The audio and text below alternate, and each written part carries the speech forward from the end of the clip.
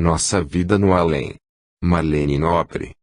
A Francisco Cândido Xavier, apóstolo dos tempos novos, por sua obra missionária de renúncia e abnegação, sem a qual este livro não poderia ter sido escrito.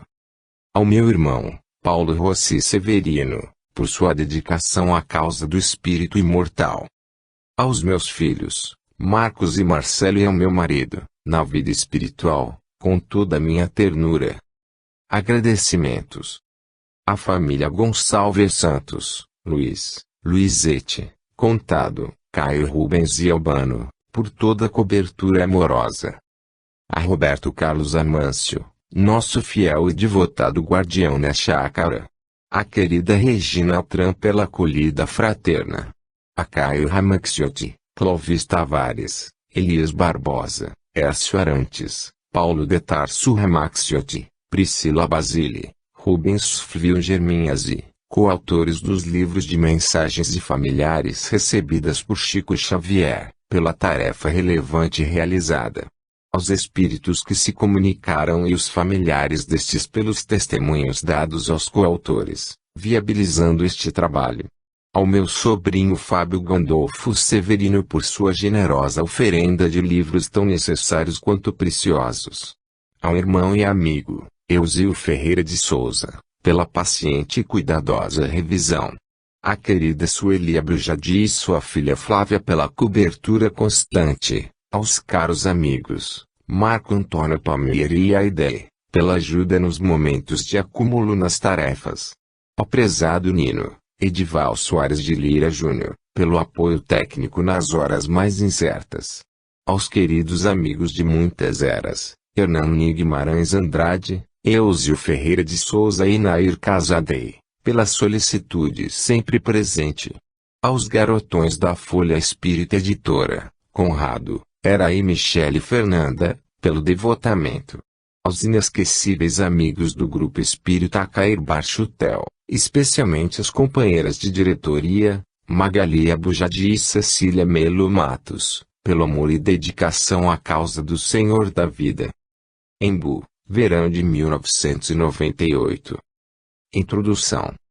O segunda metade do século XX, especialmente a partir da década de 1960, vem conhecendo um recrudescimento das pesquisas no campo da sobrevivência da alma, e a tal ponto elas têm sido inovadoras e bem-sucedidas que vêm aplicando um convincente atestado de óbito à própria morte.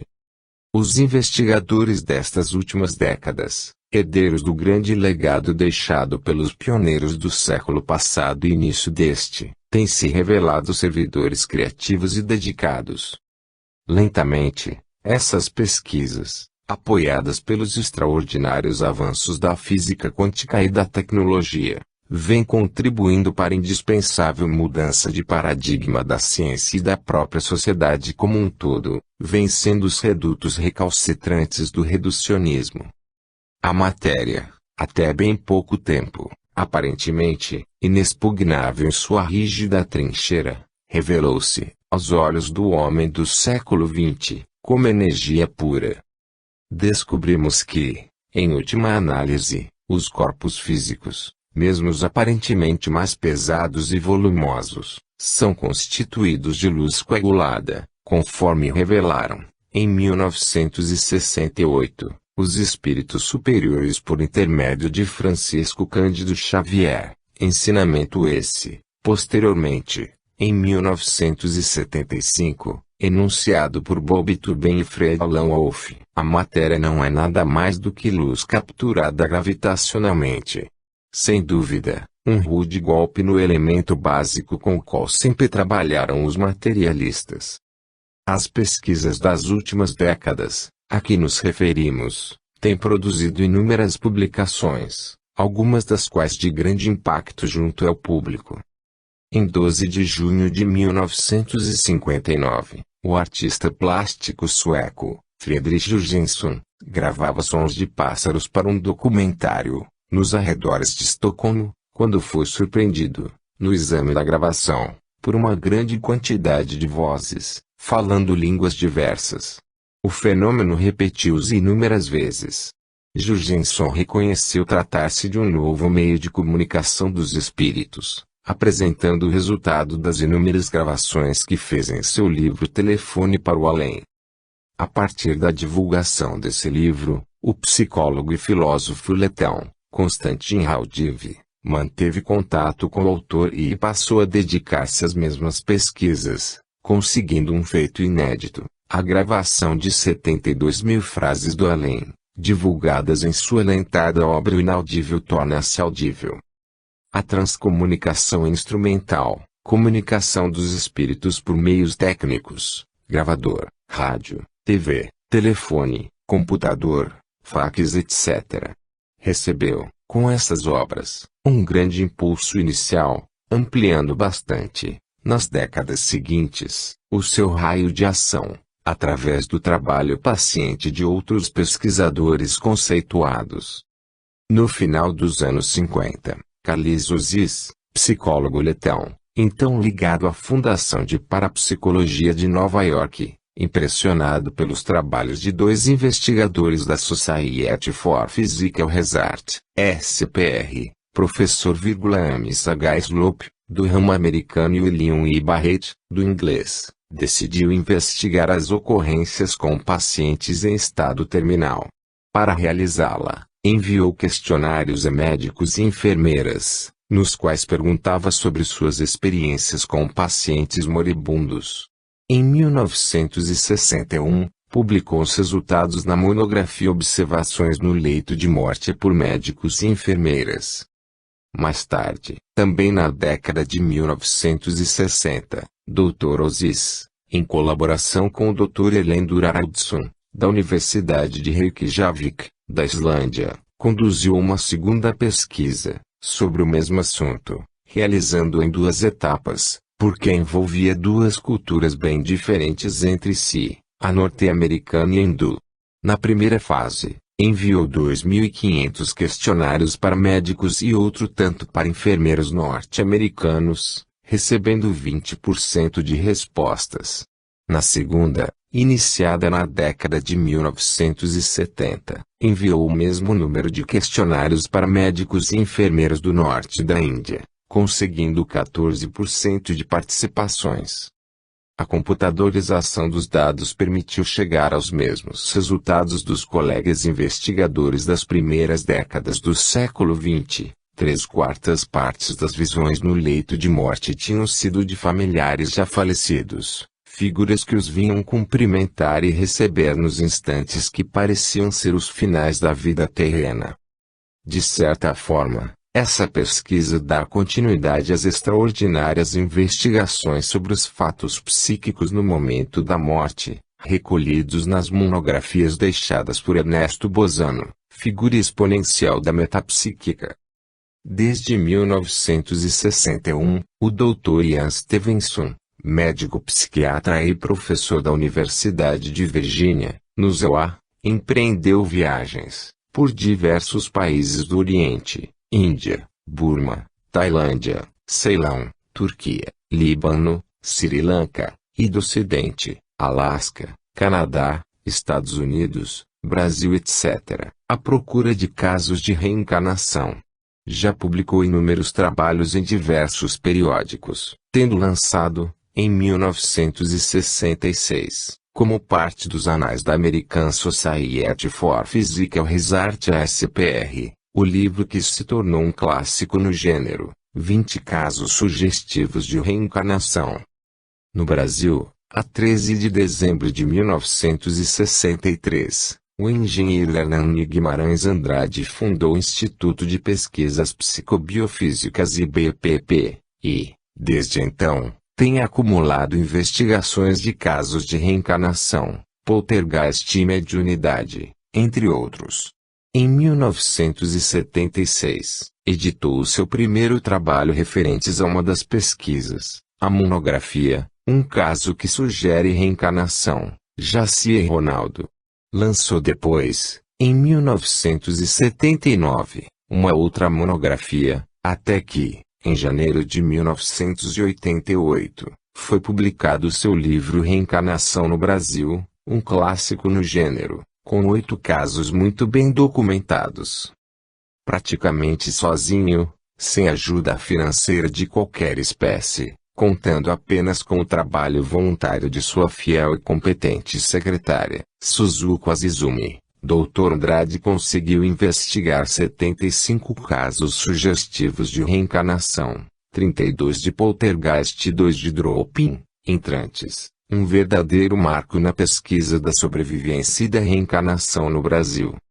No outono de 1965, a psiquiatra suíça, Elisabeth Kubler-Ross iniciou com 4 estudantes, no Hospital de Chicago, os seus seminários sobre a morte e o morrer, procurando ouvir os próprios pacientes em fase terminal, para aprender com eles acerca desses assuntos de magna importância para o gênero humano, mas, até então, discriminados pela comunidade científica e pela sociedade como um todo. 2 anos depois, essas reuniões passaram à categoria de curso na Escola de Medicina e no Seminário de Teologia, com frequência de mais de 50 pessoas, médicos visitantes, enfermeiras, ajudantes de enfermagem, assistentes hospitalares etc. Um verdadeiro diálogo interdisciplinar. Em 3 anos, ela já tinha ouvido cerca de 300 pacientes no limiar da vida nova. Em 1969, a doutora Kubler-Ross lançou seu livro sobre a morte e o morrer, onde é a Tanding, revolucionário e inovador, descrevendo, pela primeira vez, os estágios psicológicos dos moribundos. A este, seguiram-se outros, igualmente, de imenso valor, verdadeiras aulas de humanismo, esperança e consolação e de total apoio à tese da sobrevivência da alma.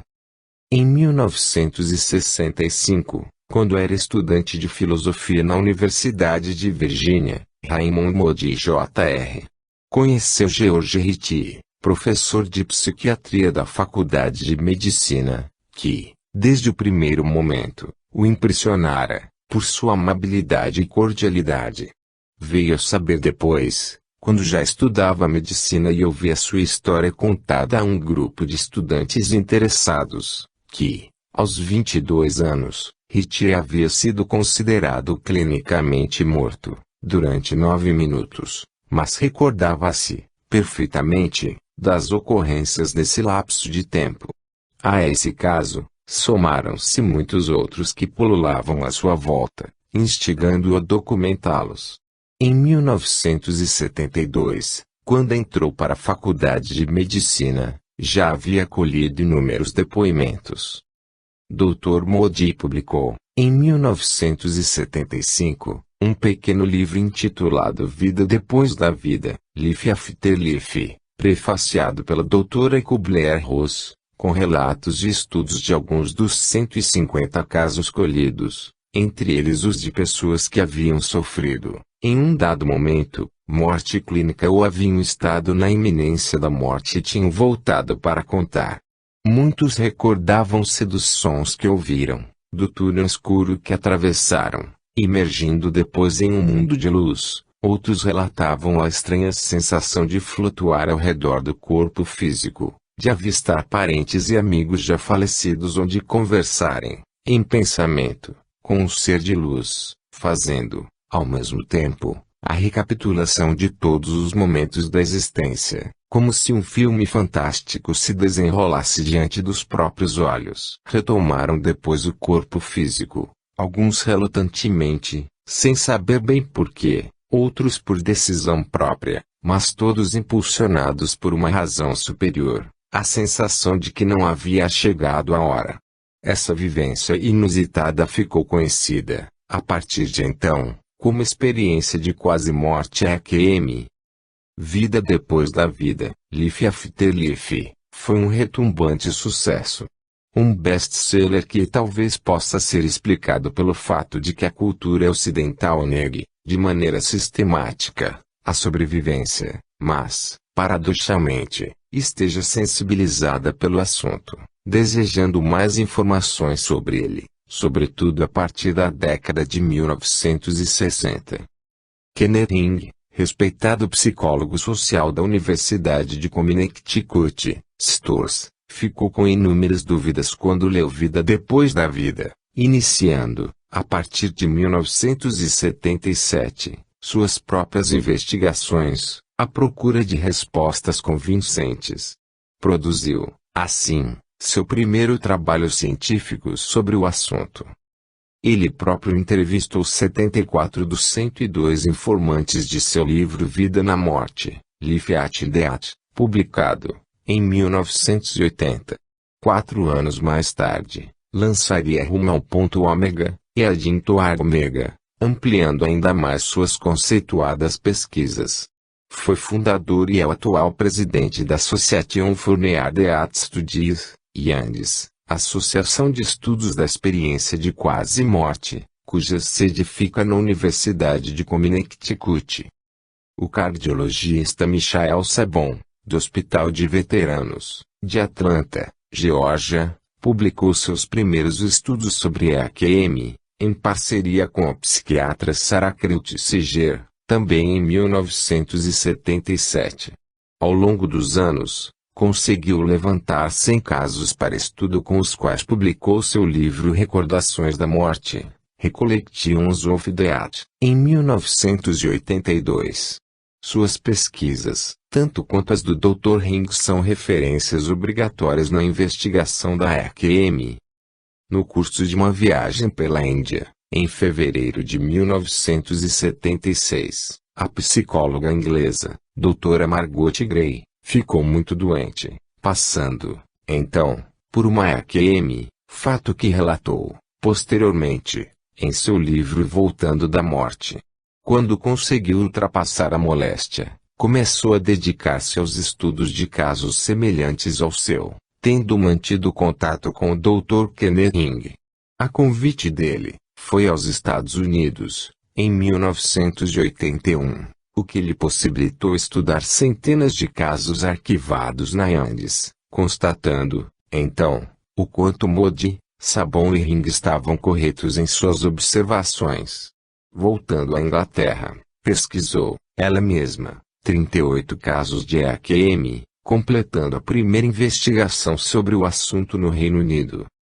O primeiro caso de EQM em crianças foi relatado, em 1983, pelo Dr. Melvin Morse, médico pediatra do Children's Hospital, de Seattle.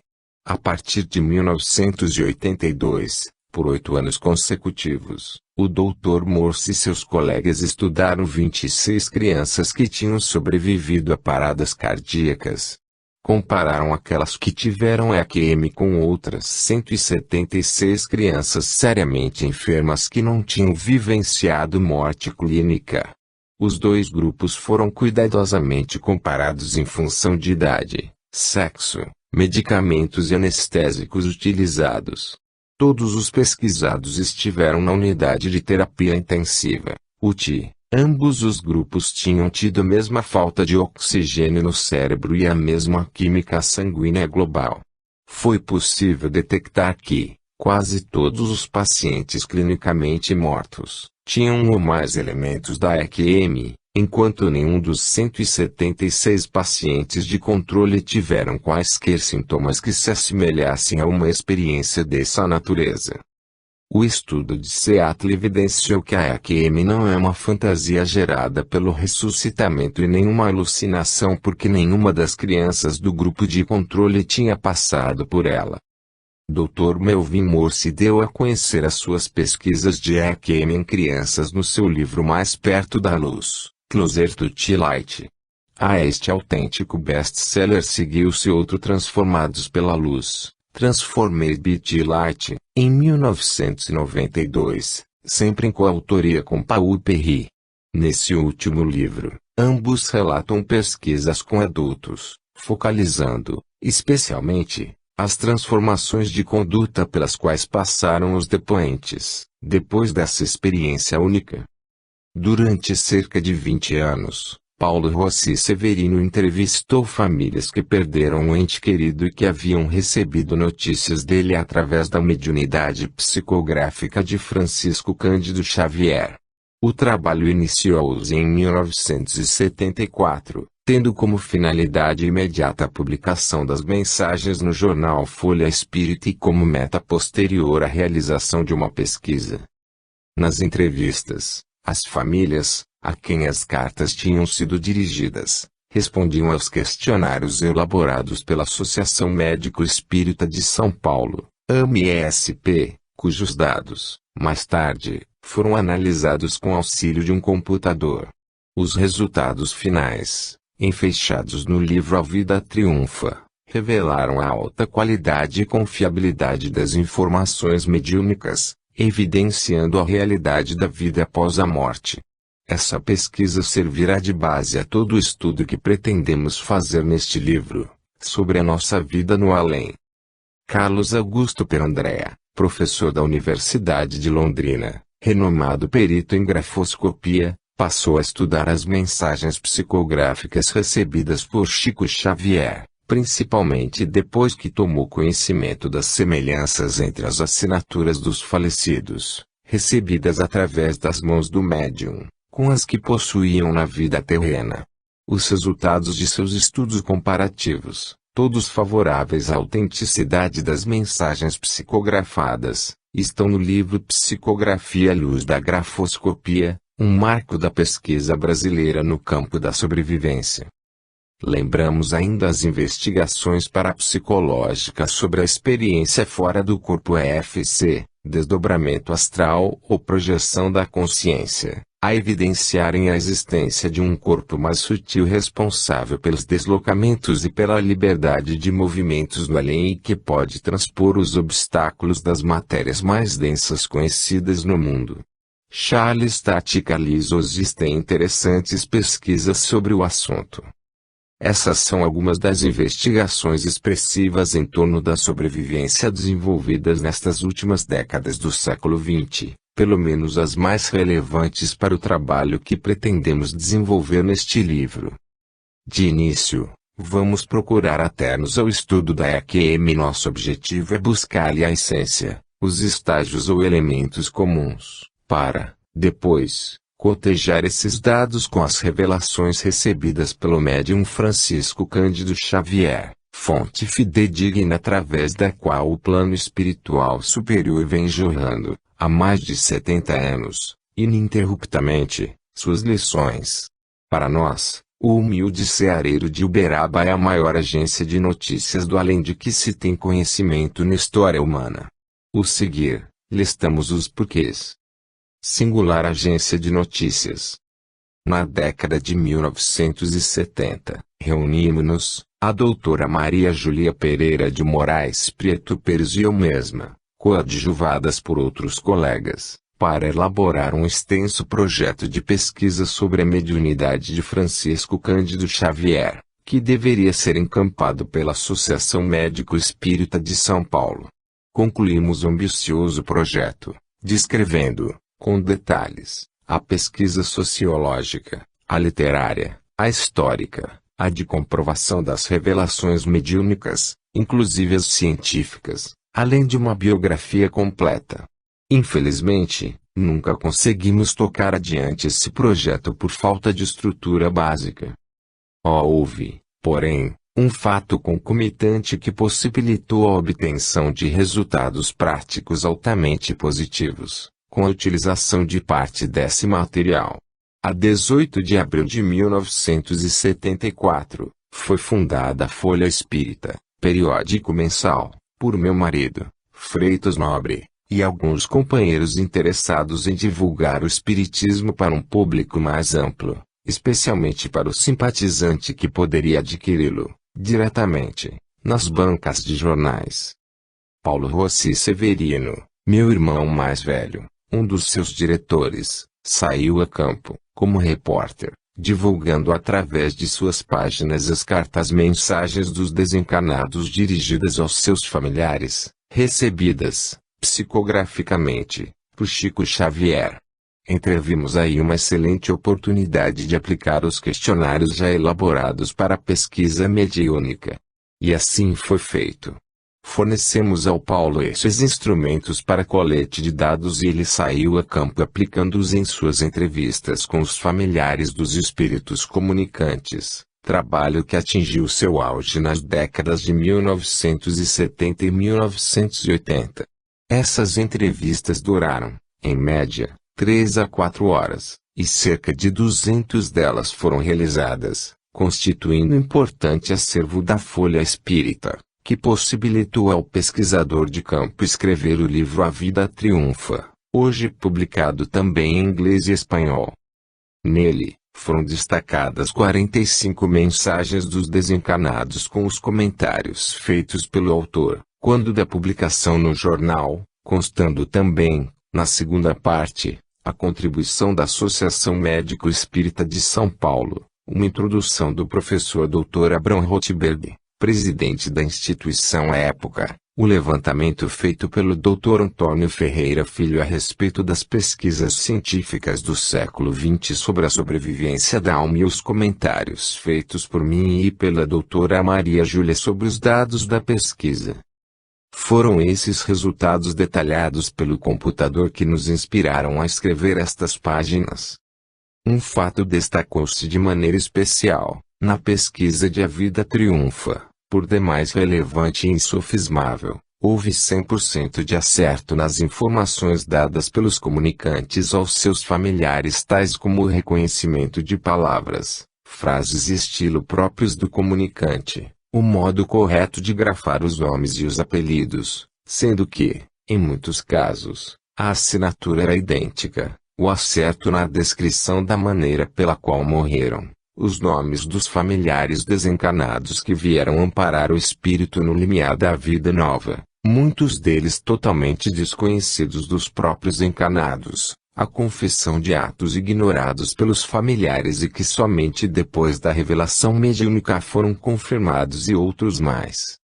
A nossa modesta participação no livro A Vida Triunfa espicaçou-nos a curiosidade para saber mais acerca da vida no além, principalmente tendo a possibilidade de consultar fatos contados por espíritos comuns, gente como a gente, que desencarnaram, subitamente, em acidentes inesperados ou por doenças graves, algumas de evolução galopante, em sua maioria jovens, mas também de outras faixas etárias. Já conhecíamos a coleção completa de André Luiz e a obra clássica Voltaire do irmão Jacob, espírito, pseudônimo de Frederico Figner, mas relemos tudo, e outras mais, assinalando todos os dados importantes para este trabalho. Destacamos, primordialmente, 100 das 406 obras recebidas por Chico Xavier, em 70 anos de labor mediúnico, completados em 8 de julho de 1997, publicadas por diversas editoras. Ao todo, aprofundamo-nos no estudo de cerca de 500 mensagens dirigidas aos familiares, sublinhando as informações úteis para o entendimento do que seja a nossa vida no além. Embora, até o momento, não tenhamos tido a oportunidade de realizar a análise por computador de todas as demais obras, muitas delas também com os testemunhos dos familiares, consideramos válidas as conclusões da pesquisa publicadas em A Vida Triunfa, em que ela foi realizada, e as estendemos, naturalmente, para todas as informações colhidas por intermédio da mediunidade de Chico Xavier. Como ressaltou o professor Dr. Abraham Rothberg na apresentação da segunda parte do referido livro, os que pensam que o médium apenas capta radiações mentais dos familiares ficarão em grandes dificuldades para explicar as referências a ocorrências não conhecidas de ninguém, mas confirmadas subsequentemente. E ainda enfatizou, além do mais, não há telepatia que leve um homem como Chico a escrever longo e corretamente em italiano, utilizar-se de expressões hebraicas e a pôr assinaturas dos desencarnados reconhecíveis por qualquer tabelião terráqueo. E foi assim que Francisco Cândido Xavier, octogenário, doente, pobre e humilde como sempre, se viu repentinamente envolvido em números, porcentagens, gráficos e estatísticas e, adequadamente bitado e bieteado, mergulhado no hardware dos computadores, como é apropriado às vésperas do século XXI, para mais uma vez demonstrar que a vida do espírito continua após a morte do corpo. Estamos, pois, lastreados em informações seguras para escrever este livro, procurando desvendar nossa vida no além. Os novos Dantes e Orpheus voltaram para contar o mergulho que deram no desconhecido e encontraram um intermediário, suficientemente humilde, que lhes permitiu total liberdade de expressão, a fim de que pudessem extravasar o aprendizado, as experiências e emoções pelos quais passaram. Comparações com as EQM serão feitas ao longo da obra. As semelhanças e proximidades desses dois tipos de fontes, a da pesquisa no campo da EQM e a psicográfica, são tão grandes, que nos parece perfeitamente legítimo e oportuno aproximarmos essas duas referências. É por isso que buscamos, no decorrer da discussão dos diversos assuntos, entrelaçar e mesclar essas duas fontes de conhecimento. Ainda uma vez, confirma-se o que Francisco Cândido Xavier, o médium cujas mensagens estudaremos, afirmou certa feita: a fé abre uma picada, a ciência passa por cima e constrói uma estrada, sem o saber, repetia ele, à sua maneira, conceito de Santo Agostinho: a fé procura, o intelecto encontra, emitido pelo santo, a propósito de um comentário sobre texto de Isaías, vi. 9. Se não crerdes, não entendereis. Como há necessidade de ajustes, entre essas duas áreas, a do conhecimento intuitivo e a do intelectual, às vezes fica difícil expressarmos as realidades e vivências do espírito em termos científicos, porque as leis que regem o plano físico tridimensional não são as mesmas das outras esferas. Quando falamos, por exemplo, na velocidade da volitação e afirmamos que milhares de quilômetros são percorridos instantaneamente, estamos quantificando algo como se estivéssemos nos referindo às leis tridimensionais conhecidas, quando, na verdade, o fenômeno mencionado ocorre em velocidade superior à da luz. Como não estamos afeitos a esse raciocínio, referimos-nos, para simplificar, a quilômetros vencidos, fazendo-o de forma metafórica, na tentativa de explicarmos o fenômeno com a nossa linguagem comum. Com base nas informações mediúnicas, vamos, assim, conhecer um pouco mais sobre a morte e o morrer, a travessia, a adaptação à nova dimensão, as repercussões da morte entre os dois planos, o intrincado jogo das relações afetivas e assim por diante. Escolhemos o termo vida nova, e não nova vida porque, neste livro, não estamos estudando a reencarnação, mas sim uma outra etapa da vida do espírito, aquela que se desdobra após a existência terrena e que se constitui no interregno entre vidas. Cremos que os assuntos abordados neste livro têm tudo a ver com nossa vida cotidiana. Não há como dissociar as experiências nos dois planos, porque vida é sempre vida, e os acontecimentos em um ou outro estarão sempre imbricados dado que, na essência, o espírito é sempre o mesmo. Se os seres humanos discutissem mais os assuntos da vida e da morte, procurando facear, com naturalidade, as questões da sobrevivência, diminuiriam, em muito, os caminhos da violência, sulcados por eles mesmos no solo maltratado deste extraordinário planeta, onde foram colocados, por Deus, para amar e servir.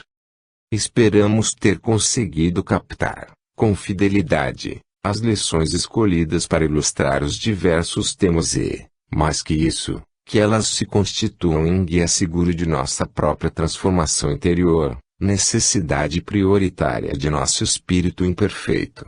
Devemos confessar que o material de estudo foi extraordinariamente rico e, neste primeiro trabalho, não pudemos aproveitá-lo senão em parte, dada a natural restrição de assunto tão rasto a apenas alguns tópicos. Delimitamos a área, caro leitor, com a intenção de que você possa acompanhar as fases iniciais, a travessia e a adaptação, percorrendo conosco os primeiros passos da alma na vida espiritual. Afinal, mais dia menos dia, todos nós empreenderemos a grande viagem. Pensamos que será mais fácil, Se houver um roteiro com informações seguras. Se há curso para tudo, por que não um que auxilie a criatura terrena a encarar a morte sem traumatismos?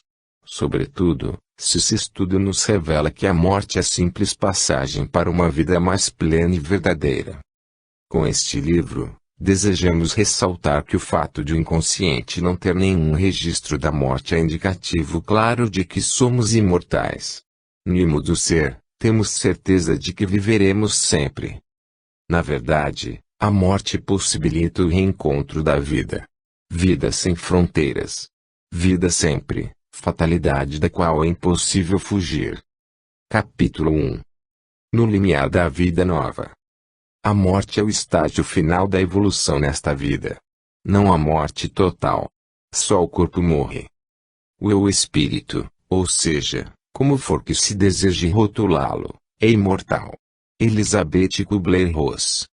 Sabemos que um sem número de pessoas, no mundo todo, já passou e outro tanto está passando ou ainda vai passar pela experiência de quase-morte AQM segundo um estudo notável feito pelo Instituto Gallup, tendo por base a população adulta do ZOA, 35% dos americanos que estiveram próximos da morte, o que corresponde a 8 milhões de pessoas, tiveram essa experiência. Mas, o que é na verdade uma EQM? Raymond Moody Jr. deu-nos um modelo para que tivéssemos uma ideia do que ocorre a uma pessoa que passa por essa vivência. Um homem está morrendo e, quando chega ao ponto de maior esgotamento ou dor física, ouve seu doutor declará-lo morto. Começa a escutar um ruído desagradável, um zumbido estridente, e ao mesmo tempo sente que se move rapidamente por túnel longo e escuro. Em seguida, encontra-se de repente fora do corpo físico, todavia em torno dele, vendo seu corpo do lado de fora como um espectador. Nesta posição privilegiada observa a tentativa de ressuscitá-lo e encontra-se em um estado de excitação nervosa. Em um momento fica calmo e começa a acostumar-se à sua estranha condição. Dá-se conta de que segue tendo um corpo ainda que de natureza diferente com poderes diferentes dos do corpo físico que deixou para trás. Em seguida, começa a acontecer algo. Outros vêm recebê-lo e saudá-lo. Vê os espíritos de parentes e amigos que já tinham morrido e aparece diante dele um espírito amoroso e cordial que nunca antes havia visto, um ser luminoso. Este ser, sem utilizar a linguagem, pede-lhe que avalie sua vida e o ajuda, mostrando-lhe uma panorâmica instantânea dos acontecimentos mais importantes. Em determinado momento, encontra-se aproximando-se de uma espécie de barreira ou fronteira que parece representar o limite entre a vida terrena e a outra. Descobre que deve regressar à Terra, que o momento de sua morte ainda não chegou. Resiste porque começou a acostumar-se às experiências da outra vida e não quer regressar. Está inundado de intensos sentimentos de alegria, amor e paz. Apesar de sua atitude, volta ao seu corpo físico e vive. Posteriormente, trata de falar com os outros, mas é problemático fazê-lo, já que não encontra palavras humanas adequadas para descrever os episódios sobrenaturais. Tropeça também com as piadas dos demais, por isso deixa de falar-lhes. Mas a experiência afeta profundamente a sua existência, sobretudo as suas ideias sobre a morte e a sua relação com a vida. Nesse modelo, Moody procurou colocar os 15 elementos mais comuns encontrados nas muitas histórias que ouviu dos depoentes, apresentando como uma ideia preliminar e geral do que pode experimentar uma pessoa que está morrendo. No entanto, nunca encontrou ninguém que tivesse tido todos esses elementos na experiência do morrer. Segundo suas observações, não existe uma EQM idêntica à outra, ainda que as semelhanças sejam notáveis. Às vezes, podem ser encontrados somente 2 desses elementos ou mais. Em outros casos, a ordem não segue rigorosamente a do modelo. Quanto ao grau de profundidade da experiência, isso vai depender da real ocorrência de uma morte clínica e, nesse caso, do tempo em que o paciente permanece nesse estado. Quanto mais longo esse período, mais profunda será. Em geral, As pessoas que estiveram mortas dão um relato mais vívido e completo da experiência do que as que só estiveram próximas da morte. Já nos referimos à experiência do psiquiatra George G. Ritchie, que o levou a um aprofundamento no processo de morrer. Vejamos um trecho de seu livro sobre seu encontro com o ser de luz. E, acima de tudo, eu sabia que aquele homem me amava. Sabia com aquela mesma certeza interior misteriosa. Muitíssimo mais que poder, era amor incondicional o que emanava dessa presença. Um amor assombroso, um amor além do nível mais arrojado de que fosse capaz a minha imaginação.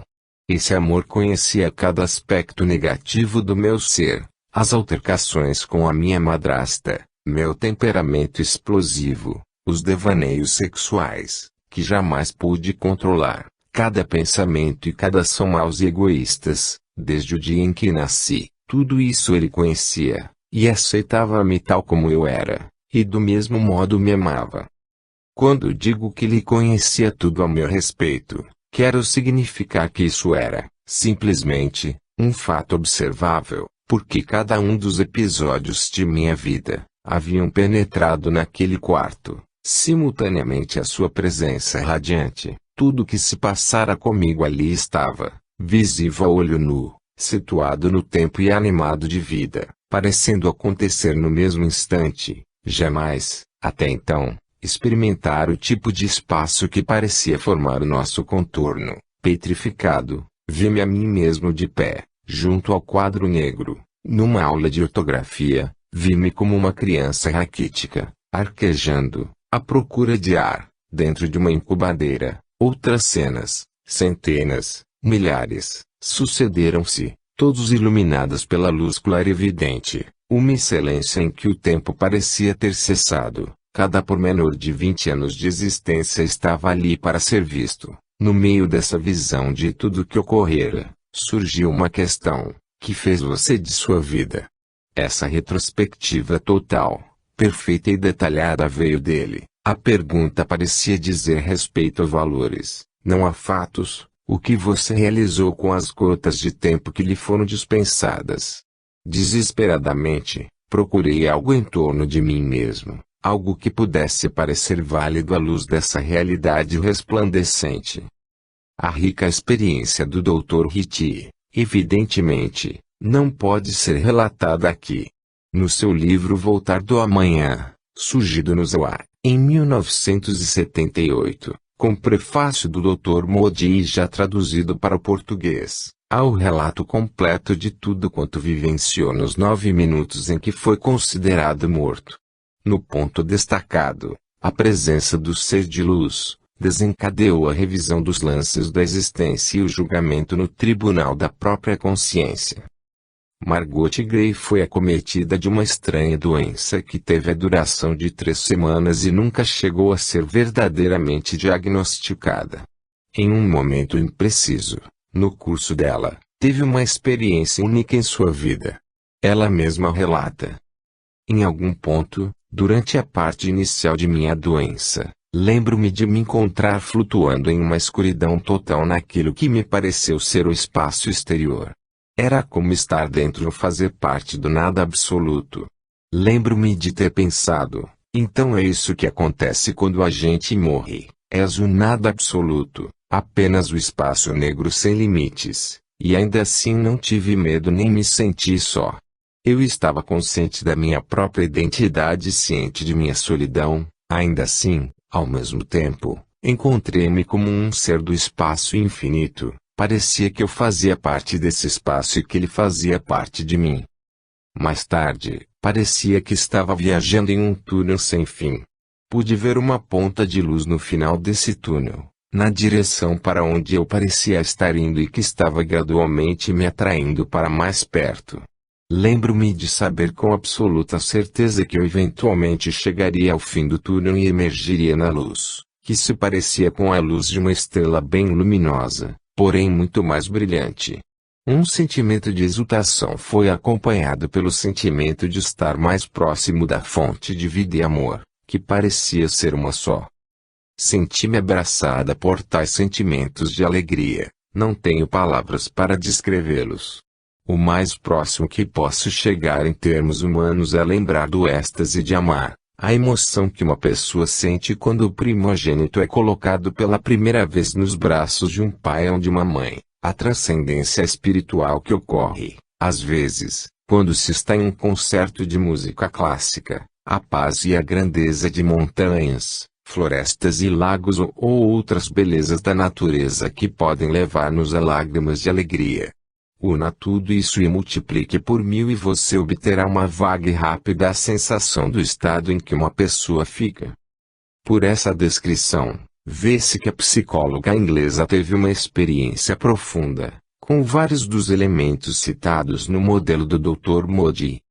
Elizabeth Kubler-Ross, a mensageira da esperança e do amor junto ao leito dos pacientes em estado terminal, teve oportunidade de constatar a incidência desse fenômeno. Em realidade, estudei milhares de pacientes em todo o mundo, que tiveram experiências fora do corpo a ponto de morrer, parecidas com as descritas no livro Vida Depois da Vida, de Raymond Moody, para o qual descrevi a introdução.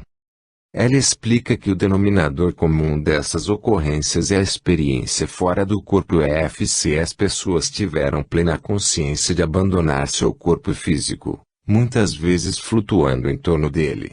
E pincela, com detalhes gerais, como as pessoas descreveram esses momentos, vendo-se nas proximidades de onde foram originalmente abatidas, o cenário do acidente, a sala de emergência, o próprio leito de sua casa, etc. Não sentiram dor nem ansiedade. Muitas descreveram a cena do acidente, detalhando-a minuciosamente, inclusive a chegada da ambulância e de pessoas que trataram de tirá-las do automóvel, ou de apagar o fogo. De acordo com o que observou, no curso de uma EQM, as pessoas deficientes sentiam-se completas, as mutiladas tinham seus membros intactos, as que estavam em cadeiras de rodas, podiam dançar e mover-se de um lado para outro sem esforço algum, e as pessoas cegas podiam ver. Havia também a percepção da presença de seres amados, entre os quais figuravam parentes próximos, que os haviam precedido na morte. Sempre havia uma avó querida esperando uma netinha, um tio em especial que havia morrido há 10 meses, ou um companheiro de classes. Com base em suas observações, a doutora Kubler-Ross desenvolveu um projeto científico interessante, estudando a incidência de EQM em cegos, sobretudo nos que não tiveram nenhum vislumbre de luz pelo prazo mínimo de 10 anos. Aqueles que vivenciaram a EQM foram capazes de descrever, com detalhes, como as pessoas estavam vestidas, a cor das roupas, o modelo e assim por diante. Há também um caso impressionante descrito em 2 livros, Uma Luz que se Apaga e Morte, um Amanhecer. Em uma de suas conferências, um senhor pediu uma parte para narrar a sua própria história e a doutora Ross concedeu-lhe a palavra. Ele teve oportunidade, então, de descrever um episódio muito triste de sua existência. De uma só vez, havia perdido toda a família, a mulher e os 5 filhos, quando a perua em que viajavam fora colhida por um caminhão que transportava gasolina. Todos os corpos ficaram carbonizados. Desde o pavoroso desastre, viveu em estado de choque, de entorpecimento, com dificuldade em aceitar a ideia de estar sozinho no mundo, de não ter ninguém, incapaz de enfrentar a situação, passou a beber e drogar-se. Assim, de cidadão decente e trabalhador passou a condição de mendigo que bebia de manhã até de noite. Segundo seu relato, a última lembrança que tinha era de que, depois de 2 anos de mendicância, encontrava-se numa estrada suja à margem de uma floresta, bêbado e dopado, tentando desesperadamente encontrar-se com a família. Lembrava-se de ter avistado um enorme veículo que vinha na sua direção e passava sobre seu corpo. Nesse momento viu-se jogado na estrada, seriamente ferido, ao mesmo tempo que, do alto, de poucos centímetros acima do chão, podia observar a cena do acidente. Nesse estado, começou a sentir que estava saindo do seu corpo, sem dor nem ansiedade. Apartou-se, faltou correção na digitalização, flutuando e viu acercar-se uma luz. De pronto, dessa luz surgiu sua família, sua esposa e seus filhos, tão felizes, saudáveis e sorridentes como os recordava a todos. Não falaram, mas pude compreender tudo. Subitamente soube que eles estavam bem. Não tinham cicatrizes nem marcas de queimaduras. Só estavam ali para mostrar-me que estavam bem e juntos. Tive consciência de que havia passado todo esse tempo tratando de destruir minha vida, porque pensava que havia perdido toda a minha família, meus filhos. E o anônimo narrador voltou voluntariamente ao corpo, reiniciando sua vida de homem decente e trabalhador. Esse depoimento foi a resposta de Deus às preces feitas pela doutora Rose. Ela havia pedido a alguém que pudesse dar um testemunho vivo sobre a importância da EQM, na conferência que ia pronunciar. Após visitar a Universidade de Connecticut, onde colheu informações junto ao excelente material de pesquisa do Dr. Kenneth Hing, a doutora Margot Gray regressou a Londres e tornou-se a primeira pesquisadora de EQM do Reino Unido, investigando 38 casos característicos. Entre estes, ouviu o relato de um senhor, contando o tipo de ligação entre dois corpos. Foi como se um cordão me ligasse ao meu corpo na cama e eu não podia sair. Pensei que estava preso lá, e então tive a impressão de que o cordão tinha sido cortado e eu cheguei a esse lugar. Uma mulher que tinha tido uma experiência negativa também comenta. Ao voltar para o meu corpo, tive a sensação de um cordão elástico, que é esticado até o limite e então solto. Eu como que me choquei de volta contra meu corpo, e tudo parecia vibrar com o impacto. Segundo suas observações, as EQMs relacionadas às tentativas de suicídio não atingem a etapa final mas tendem a desvanecer-se antes de atingir os elementos transcendentais característicos da experiência total. Nesses casos, a EQM tende a terminar em um vácuo sombrio, um sentimento de confusa flutuação na escuridão. Como base em sua pesquisa, a doutora Gray aponta também, tal como já o fizera Maurice Rawlings, para a incidência das EQM negativas, chamadas, assim, porque, em alguns casos, essas ocorrências no limiar da morte podem tornar-se um verdadeiro pesadelo. O sobrevivente descreve lugares nevoentos, sensações desagradáveis, sentindo-se mesmo nos prenúncios do próprio inferno. Estágios do morrer. Melvin Morse e Paul Perry afirmam que é possível identificar os estágios ou elementos comuns que definem a EQM para eles. Basicamente existem 9 indícios. 1. Uma sensação de estar morto. 2. Paz e ausência de dor. 3. Experiência fora do corpo EFC. 4.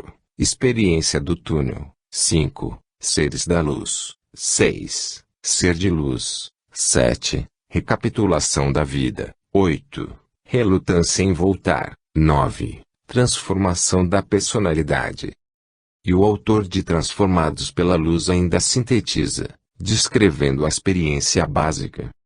A EQM é um acontecimento lógico e ordenado que compreende flutuar para fora do corpo, entrar na escuridão e vivenciar uma luz maravilhosa e indescritível.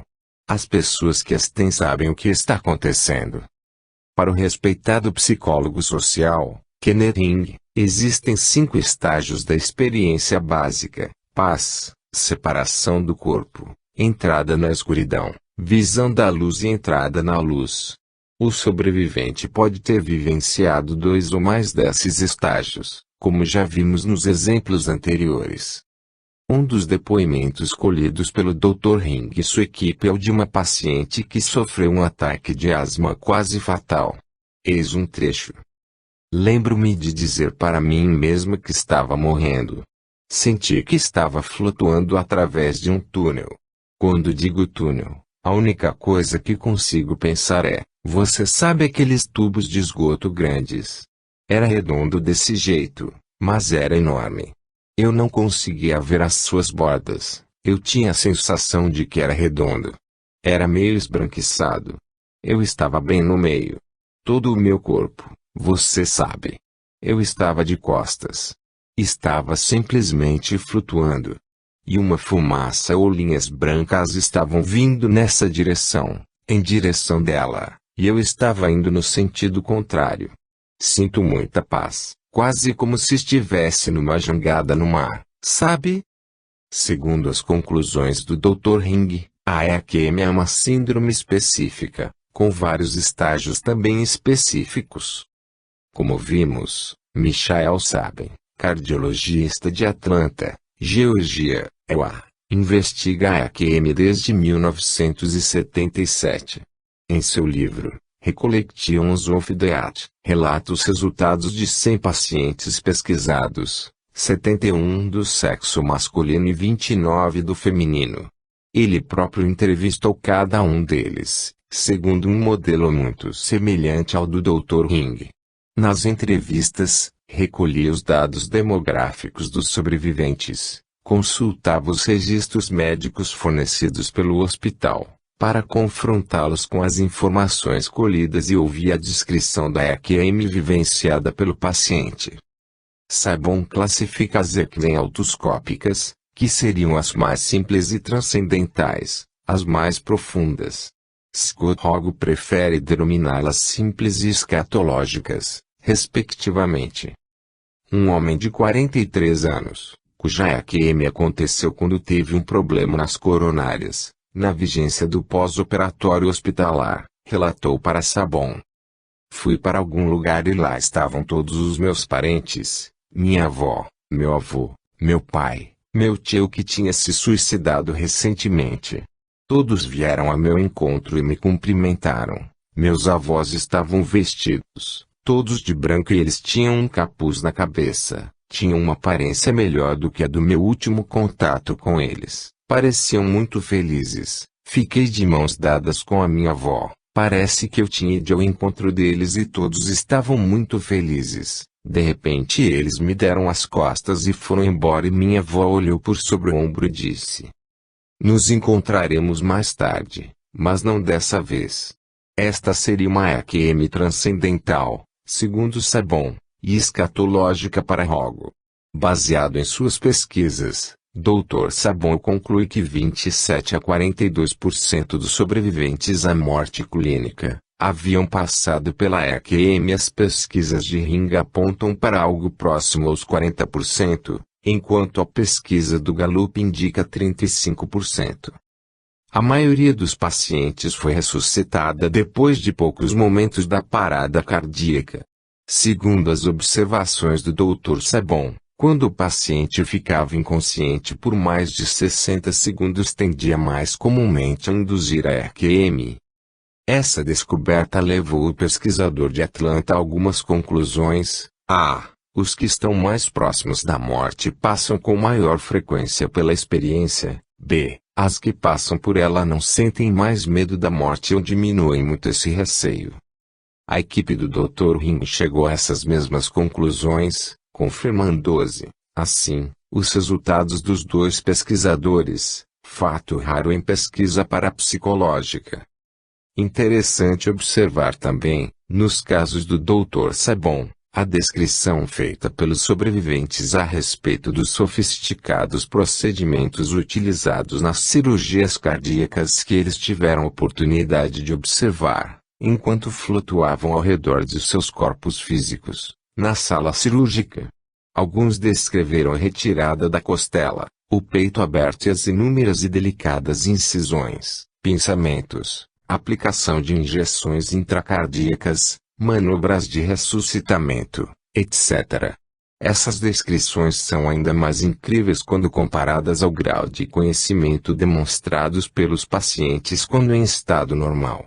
Esses depoimentos são evidências a mais de que algo se desliga do corpo físico e é capaz de observar tudo o que se passa ao seu redor.